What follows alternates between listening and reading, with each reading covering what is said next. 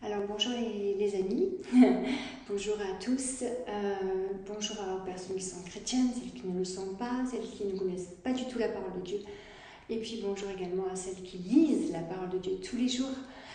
Cette capsule vidéo est faite donc à l'oral et également en langue des signes. Je vais les séparer en fait, mais au début, comme vous pouvez voir, je les ai mis sur un seul écran.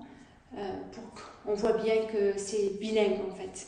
Mais ce n'est pas une traduction, je vais faire en expression spontanée à la fois en français oral et en langue des signes. Donc commençons par le français oral. Donc j'aimerais juste lire la parole de Dieu grâce à ces notes. Les notes sont une transcription du texte biblique, une transcription quasi littérale, en reprenant les mots, et puis la version c'est Louis II 1910, je le mettrai en commentaire.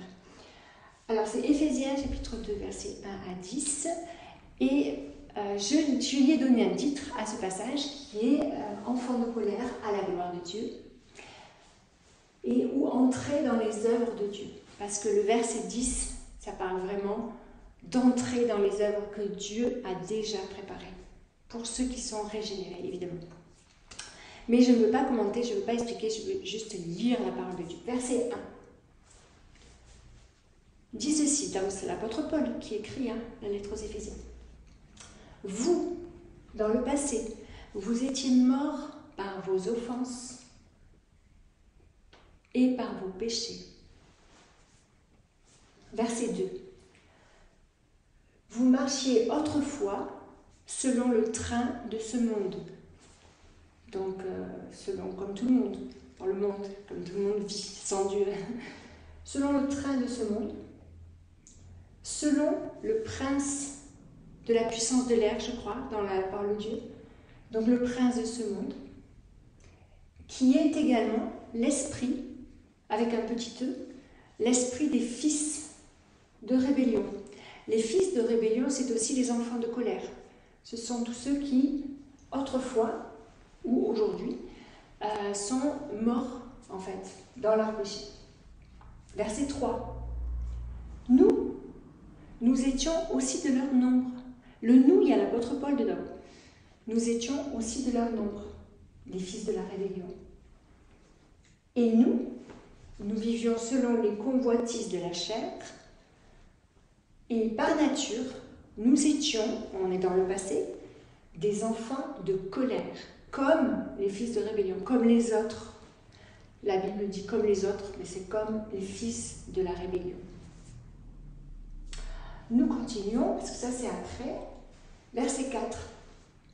Mais, le mais, donc de verset 1 à 3, c'est nous, vous, voilà qui on était, comment on fonctionnait avant, dans le passé. Mais, Dieu qui est riche en miséricorde,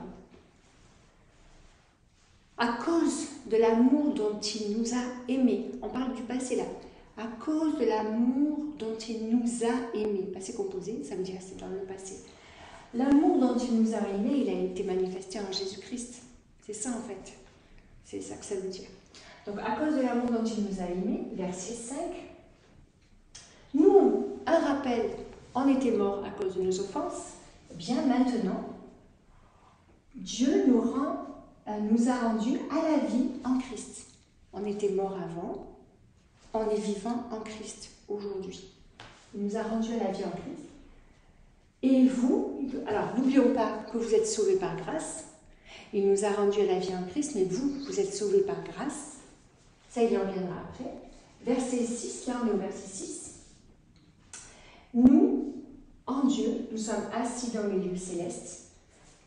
Assis dans les lieux célestes et ressuscités ensemble en Jésus-Christ. C'est comme ça. Par la foi, on va voir. Mais pourquoi faire? On est assis dans les lieux célestes en Jésus-Christ. Donc, on était morts avant, dans nos offenses, dans nos péchés, on était morts. Maintenant, on est rendu à la vie en Christ. Et maintenant, on a une position, on est assis dans les lieux célestes en Christ. On est ressuscités ensemble en Jésus-Christ. Pourquoi faire? Le pour, il est là. Verset 7. Pour montrer dans les siècles à venir l'infinie richesse de sa grâce. Pour montrer dans le futur l'infinie richesse de sa grâce et de quelle manière? Par sa bonté envers nous en Jésus-Christ. Par la bonté de Dieu en Jésus-Christ. Pas dans... Le moyen, c'est Jésus-Christ. Le moyen, c'est la foi en Christ. On va le voir. Alors, car, c'est là que ça devient aussi encore intéressant. Car, verset 8, vous, on répète, vous êtes sauvés par grâce, par le moyen de la foi. La foi qui n'est pas le produit, qui ne vient pas de vous, ce n'est pas par les œuvres, mais c'est le don de Dieu. Ça, c'est au verset 8. Au verset 9, alors pas par les œuvres, c'est au verset 9, afin que personne ne se glorifie. C'est comme ça. Et car également, le car encore, hop, on continue, verset 10, nous sommes son ouvrage à Dieu. On est l'ouvrage de Dieu et on est créé en Jésus-Christ parce que avant on est mort, on vit selon le prince de ce monde, selon le train de ce monde, la puissance de l'air, etc. On est rendu à la vie en Jésus-Christ, on est sauvé par grâce, ainsi dans les lieux célestes, on montre dans les siècles, etc. Car on est son ouvrage créé en Jésus-Christ, toujours en Jésus-Christ. Il n'y a pas d'autre chose. C'est en Jésus-Christ, dans la personne de Christ. C'est important, en Jésus-Christ. On peut pas, c'est pas dans les saints, c'est pas dans les œuvres, c'est pas dans des pensées d'éternité, de bonté, d'amour, en Jésus-Christ. C'est comme ça. Donc, créé en Jésus-Christ pour de bonnes œuvres que Dieu a préparées d'avance afin que nous les pratiquions. Tout simplement. Donc, on n'est pas sauvé par les œuvres, mais on est créé pour des œuvres que Dieu a préparées d'avance. Et on est créé en Jésus-Christ. Donc, nous-mêmes, nous sommes l'ouvrage de Dieu en Jésus-Christ. Et nous sommes son ouvrage pour faire des œuvres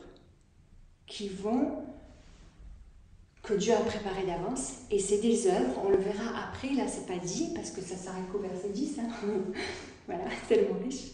Mais des œuvres qui vont glorifier Dieu. Voilà, que le Seigneur soit béni pour sa parole et que Dieu vous bénisse aussi. Maintenant, je vais passer à la traduction en langue des signes. Je vous souhaite une très bonne journée. Au revoir.